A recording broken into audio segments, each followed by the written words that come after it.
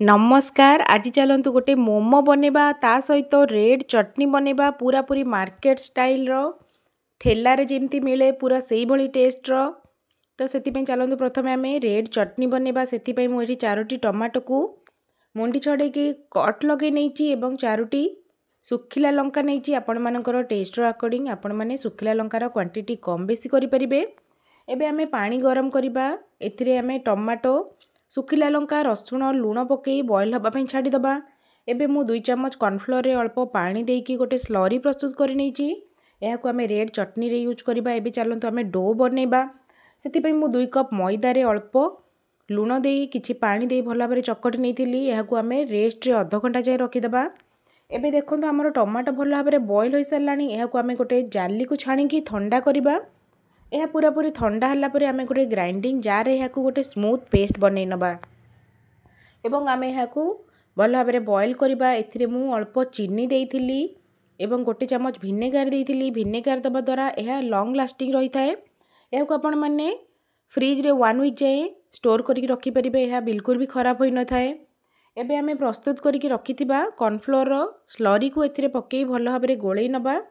एवं लास्ट रे आमे एथिरे टमाटो केचप पकेबा एवं भल भाव मिसेइबा। देखंतु हमर रेड चटनी पूरा पूरी रेडी हो गलानी। एबे आमे चलंतु मोमोर स्टफिंग बनेबा। सेति मु एठी किछि बंधा कोबी को रफली चॉप करके नहीं जाइथिली एवं गोटे चॉपर सहायता रे मु फाइनली चॉप कर देइथिली। आपण माने चाहिए यहाँ कोरी पारिबे नहले छोट छोट खंड कर काटी पारिबे। मु किंतु चॉपर सहायता रे मु एठी चॉप करके नहीं जाइथिली एवं मु किछि गाजर एवं कैप्सिकम को मध्य मु एई चॉपर सहायता रे भल भाव चॉप करके नहीं जाइछि। आपण माने चाहिए छोट छोट खंड कर काटी मध्य पारिबे एवं किछि पियाज को मध्य मु एई चॉपर सहायता रे फाइनली चॉप करके नहीं जाइथिली। देखंतु एई भली भाव रे आमे सबु वेजिटेबल चॉप करबा। एवं मु एई चॉपर रे गोटे कंचा लंका अल्प अदा और रसुण को मध्य मु फाइनली चॉप करके नहीं जाइथिली। एबे चलंतु पैन रे ऑयल गरम करबा। ऑयल भल भाव गरम हो गले आमे चॉप करके रखिथिबा अदा रसुण एवं कंचा लंका को देई भल भाव फ्राए करबा। यह भल भाव फ्राए हो गला परे आमे काटिकी रखिथिबा पियाज को पकेकी गोल्डन ब्राउन हबा जाए फ्राए करबा।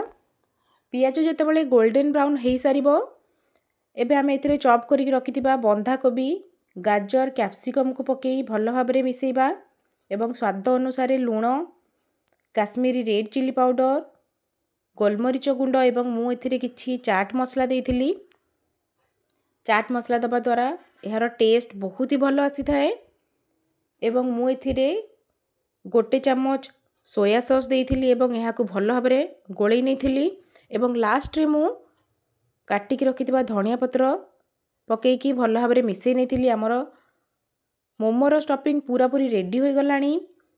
एबे चलंतु आमे मोमो बनेबा। से मु एठी ऑयल लगे नहीं एवं यहाँ को आमे छोट छोट गुला करि नबा एवं आमे यहाँ को बेलिबा।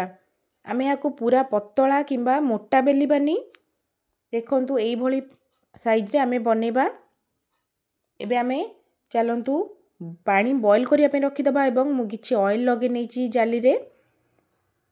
एबे आमे मोमोर स्टफिंग दबा एवं देखंतु एई भली साइज रो आपण माने मोमो बनेबे। मु एई भली टाइप रो बनौची। आपण माने चाहिए गोल किंबा जेकोसी शेप रो आपण माने बनै परिबे। मु आज एई शेप रे मोमो बनैची।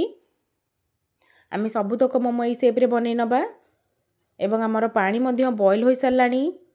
एबे आमे सबुतक मोमो को एथिरे देई दबा एवं 5 रु 7 मिनिट जाय आमे यहाँ को बॉयल करि नबा।